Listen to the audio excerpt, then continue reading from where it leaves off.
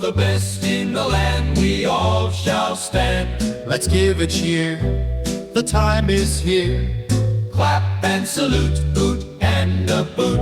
All Canadian awards, yeah. All Canadian awards, yeah. All Canadian awards. And the award for most iconic Canadian facial hair of the 1970s and 80s goes to Bruno Gerussy's mustache. Bruno can't be with us tonight because he died in 1995, but we'll accept this on his behalf and give our own soup strainers a little twist in his memory. All right, the next category in this year's All-Canadian Awards program is Most Dedicated Ice Fisherman. To present the award, please welcome newly crowned Sickle Champion MVP Mingleton Wingle and six-time Juno Award nominee Jane Sivery. The Great Canadian Dictionary defines a dedicated person as someone who just goes out and gives her every single chance they get. You're darn tootin', Mingleton. Everyone up for this award tonight has been giving her pretty good on the hard water for a while now. Here are the nominees. Moose McTook. In a story of survival, Moose spent more than 3 straight days and nights in his hut in mid-February with just a half case of Crystal and a beat-up box of stale Joe Louis snack cakes. He caught 6 fish and lost 3 toes. Fanny Vandermuff. Known for her ability to reel in the big ones, this year Fanny proved she's more than just an expert angler. She showed us she's as brave as they come too by staying out on the ice sheet down to a thickness of a scant 2 smoke packs. Tommy Taintstain. Tommy's old 3/4-ton pickup is generally recognized as being the highest jacked and the most plentifully Fuck Trudeau stickered truck seen on an ice sheet anywhere in the country this year. And the winner is...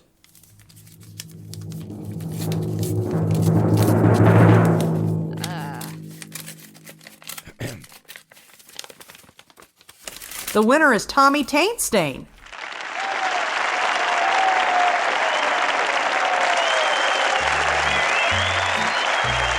Tommy's 2008 Ford F-250 XL Super Duty Crew Cab is in need of a little TLC, but it's driven him all the way to our stage to accept his first All-Canadian Award.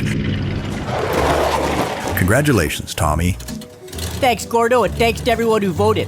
It's not easy keeping on top of all the truck repairs, fixing the rust holes, eking out another half-inch of lift, finding new flags and stickers, but I do it all for you, Canada. I mean, I mostly do it for me, but some for you. And a bit for Trudeau, too. But fuck that guy, though, right, guys? Who's with me here? We will be right back after these messages with the rest of this year's All-Canadian Awards categories like Best Knowlton Nash Lookalike, Most Skilled at Identifying Prime Minister by Silhouette, and we'll also reveal this year's Top Manitoban to get drunk in a boat with. Coming up later on Modern Living with Bob McDougall. Now that we as a society have collectively and unanimously agreed to abandon critical thinking and phase out actual intelligence, will this so-called artificial intelligence be a suitable replacement? Find out later after our intern generates the rest of today's script from ChatGPT.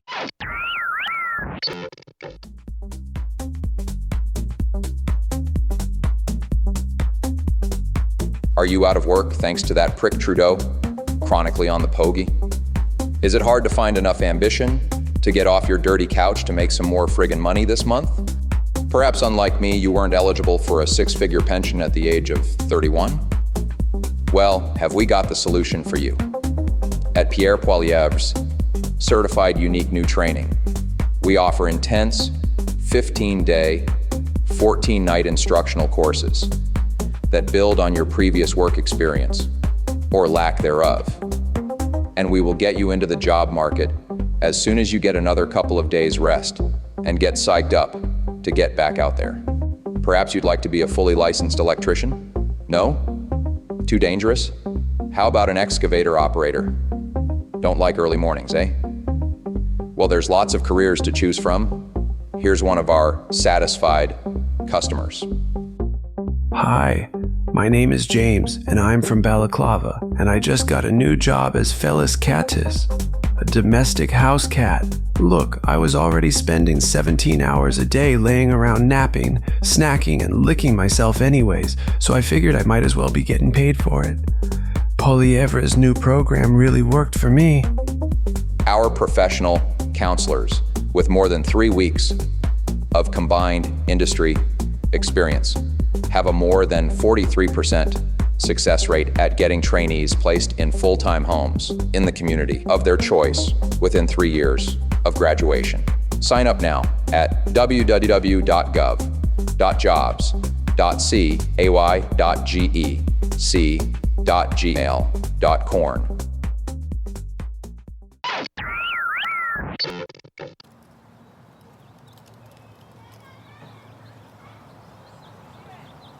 It was a wonderful idea to come to the park today, Fran. Thanks for inviting me. I haven't been getting down here as much as I should these days. Oh, I know, honey. Same here. But I just couldn't let such a nice sunny day go by without getting out. Good afternoon. Hiya, fellas. Good day, gentlemen. Enjoying the day, are we, ladies? Yes, it's lovely. It sure is. I wonder, though, why good young people like yourselves are out here lollygagging on a workday afternoon. What do you think, Frankie? Seems curious, doesn't it? Sure does, Joey. It sure does. Curious indeed. Is there something we can help you gentlemen with? We're just interested in why neither one of you working-age folks are at the office, in the factory, or otherwise occupied with increasing the GDP on this splendid afternoon. Who wants to know? What are you guys, the unemployment patrol? That's exactly who we are, ma'am. Here's my card.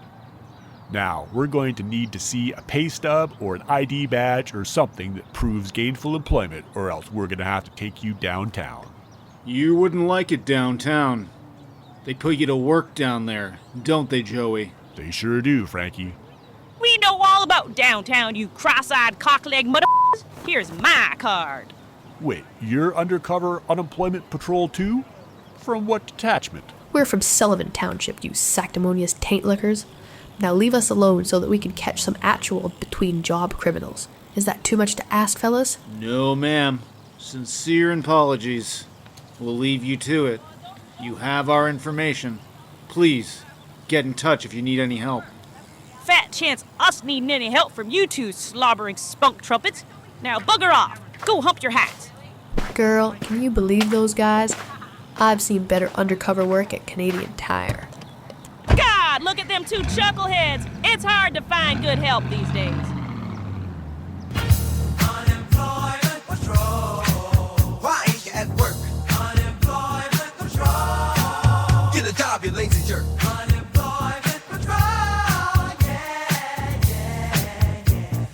Oh, yeah. In 1998, a cracked Media Labs unit was sent home by a boring employer for some jobs they didn't really want.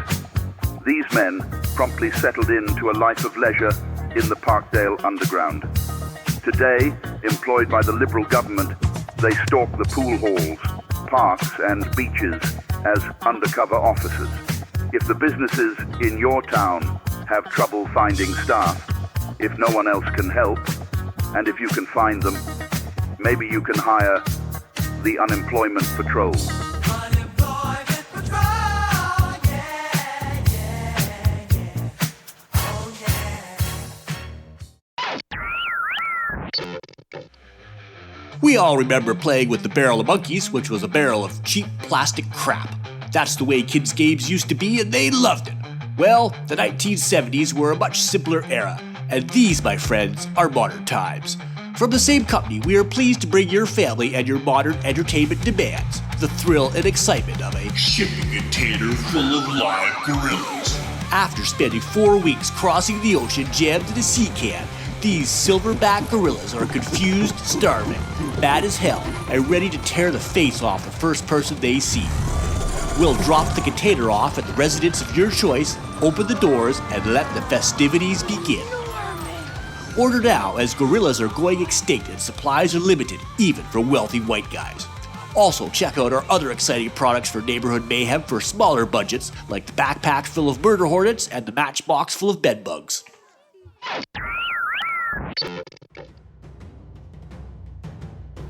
This fall, every Thursday morning at 11 a.m., join esteemed host and environmentalist Sir Wendell Marmalade as he explores the wonder and beauty of the natural world. Look there, in the pond. The Dartmouth finless brownfish. It is famous for showing up in some of the least expected places, like at pool parties, where it arrives unannounced and goes unclaimed. And over here, crouched in the bushes, a group of Voogans who communicate through a complex language of light signals and stunt vaping. Scientists are still baffled by their disco ball-like gatherings and attraction to tones in the 16 to 250 hertz range. Sir Wendell takes us on journeys through the wilds of the Amazon to the frozen wastelands of the Bruce Peninsula and into your very own home. Felis catus, the common domestic house cat. This one is 6 feet 3 and called James. He, like many other cats, simply arrived at the front door of this house, invited himself in, made himself at home, draws a small salary for his troubles, and eats very handsomely indeed. Thank you very much. Discover new species, get reacquainted with some old favorites, and prepare to be surprised and astonished every Thursday morning on Sir Wendell Marmalade's Nature Adventure Cavalcade.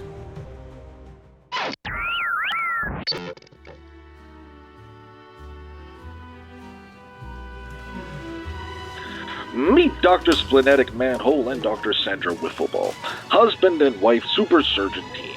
They are in the operating room with their nurses working to save a patient's life. Much like modern politics, modern surgery still involves a fair bit of groping, poking, and bodily fluids squirting about. And there is no shortage of that as the doctors race the clock to repair this poor, mangled body. The operation is proceeding fairly well, when Manhole says, "Keep it steady, dear. We don't want this girl's life slipping away from us like so very many others before her." Splenetic, my love, we are the best surgeons in town. We can do it. Just stay focused. We cannot let the horrible mishaps of last week distract us. Doctors, the patient is crashing. Quickly, do something! Nurse, I'll take 15 cc's of ketamine, a glass of scotch, and while you're at it, let's get 10 cc's of morphine for the patient. This is gonna be a long night. Yes, doctor.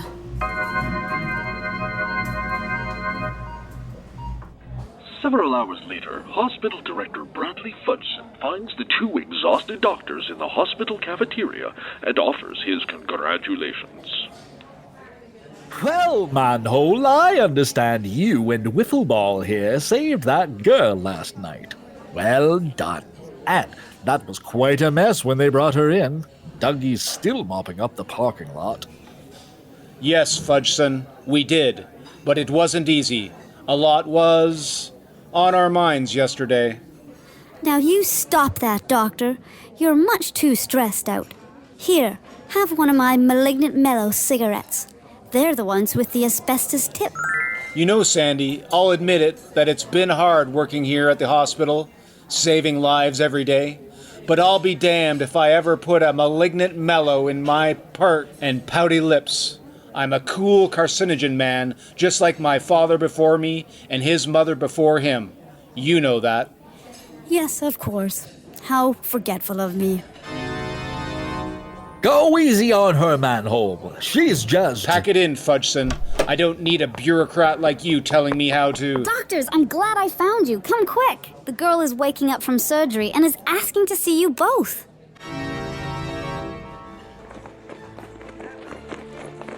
We'll return for part 2 of our program right after this brief consideration from our sponsors. Malignant mellows with the asbestos tip.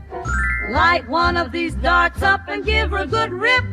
The finest cigarettes that you ever will huff. A good wholesome smoke that puts a sparkle in your puff.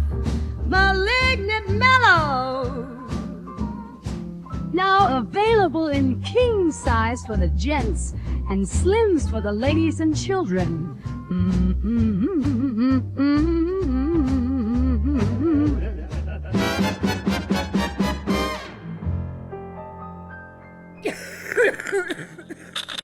Welcome back.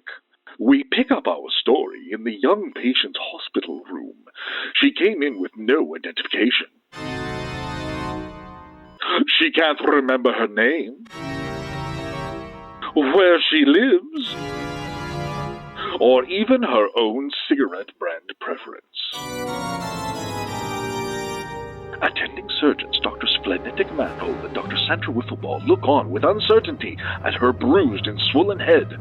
A nurse is explaining to the girl about how to change the dressings on her wounds. And wrap 3 times around. Then use a good piece of tape like they sell at Canadian Tire and you're done. Thank you. Tell me, nurse, will I ever be able to have a normal life again? Of course. Lots of little girls have an enlarged glabella and an oscillating thorax. Are you sure? No fooling? No fooling. All right, nurse. We should give our little patient some rest. Very good, doctor. We'll be keeping an eye on you, young lady. You're very lucky to have survived such a...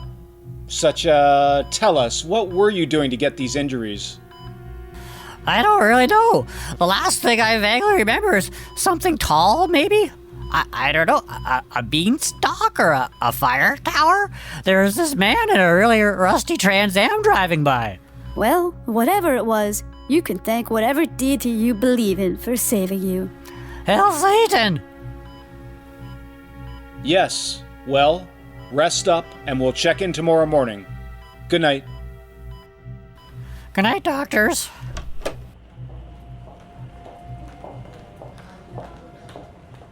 Splenetic, that girl looks very familiar to me somehow. I know what you mean. I feel like we treated her sister or cousin recently. Remember that atrophied mezzanine from a few months ago? That kid is a splitting image. You're right. You have such a good memory, dear. You never forget a face. It's a gift. Now, what would you like for dinner? Chicken Alfredo?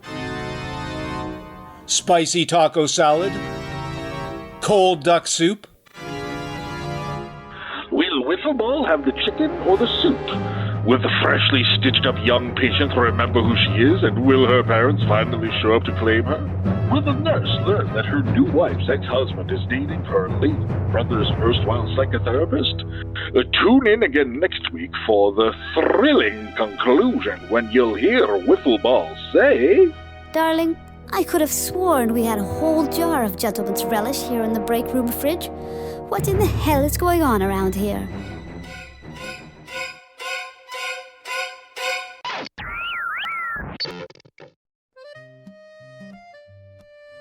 And now, the PGNIP mailbag.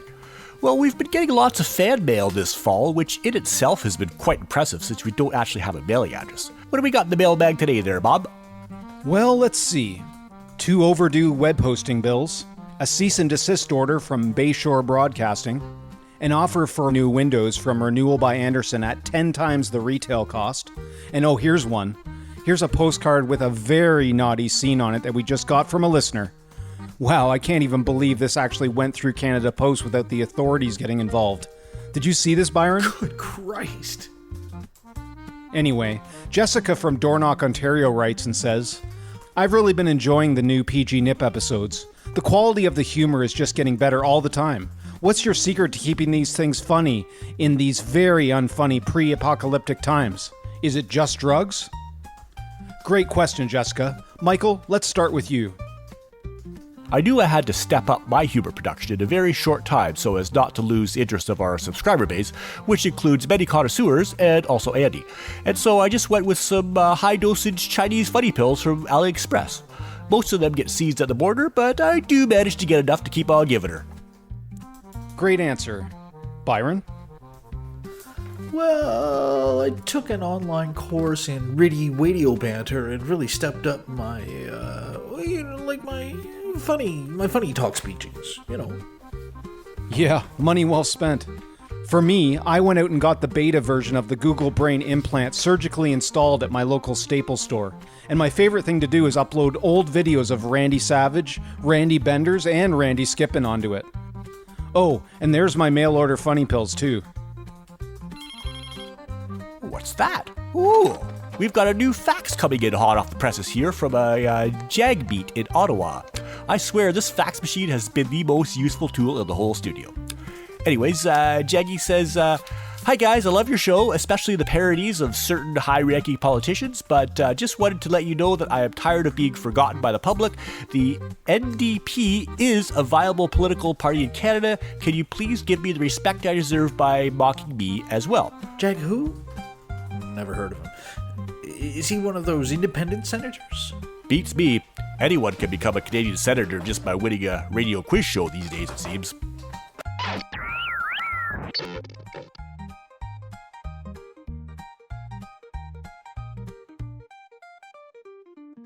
Oh, hey, Bob. Hey, can you turn that